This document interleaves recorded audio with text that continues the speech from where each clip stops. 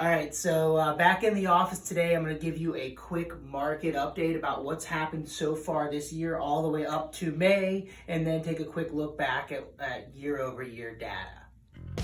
This is Real Talk in 60 seconds, providing quick, simple answers to your everyday real estate questions.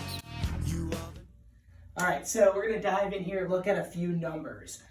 The first thing we're looking at is new listings, which took a slight dip as we hit it into April, but jumped right back up as we got into May. So people are putting their houses back on the market.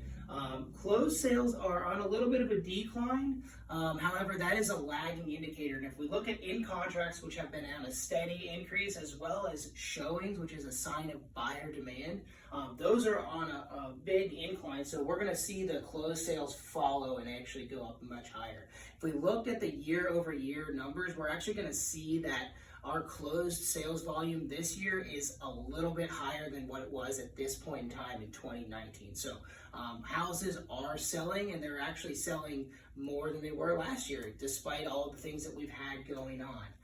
Now, I mentioned a little bit about showings, but something I want to point out is that in April going into May, over the last 3 weeks, we've had a huge increase in showings, which is a sign of buyer demand. So throughout this whole year, we've had a very short supply of inventory, and we've had a very steady buyer demand. So it's been a seller's market, and with the likely increase in buyer demand, we're actually going to see that continue heading forward.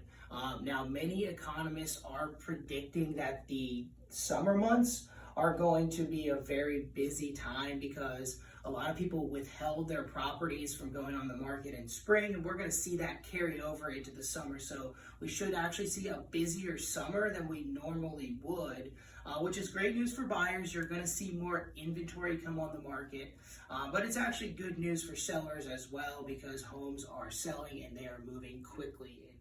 Now, something else to consider is we are coming into an election this fall, and traditionally across the country, we see a dip before an election. A month or two before the elections, we usually see a slowdown in the real estate market. People are waiting to see what happens, and usually immediately following that election, we see a bounce back right away. But it's something to think about. If you're going to be putting your house on the market, the best time to do that is going to be over the next 2 to 2.5 months as we get into the summer months, but before we hit into the fall, especially the late fall.